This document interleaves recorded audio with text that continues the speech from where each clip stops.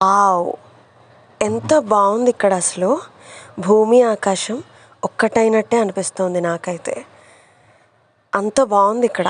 First time ఇంత మాట్లాడే నాకు మాటలు రావట్లేదు తెలుసా.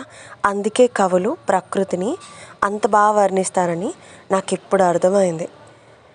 అసలు ఒక క్షణం నేను ఆశ్చర్యపోయినా, నేను ఇక్కడే ఉన్నానా లేకపోతే జమ్మూ కాశ్మీర్కి ఏమైనా వెళ్ళానా అని. అంత బాగుంది.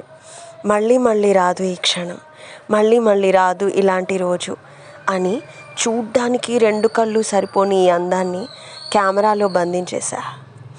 మరి మీకెలా అనిపించింది నాకు చెప్పాలి. ఈ చెట్లు, ఈ పూలు చూసారా, ఈ అందాన్ని మరింత రెట్టింపు చేశాయి. వావ్! అసలు వాట్ ఏ ఫీలింగ్.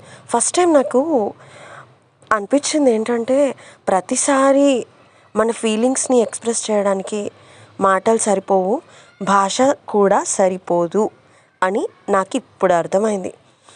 ఇంకేమనిపించింది అంటే, ఆకాశం మంచు దుప్పటి కప్పేసుకుంది, మబ్బులేమో సూర్యుడిని రాకుండా తమ వెనకాలే దాచేసుకున్నాయని అనిపించింది. సో ఈ వీడియో కనుక మీకు నచ్చితే please like, share and subscribe to my channel Sravya's food vlogs గురు. మరి మీకు ఎలా అనిపించిందో నాకు కామెంట్లో తెలియజేయాలి తప్పకుండా. ఓకేనా? Bye bye.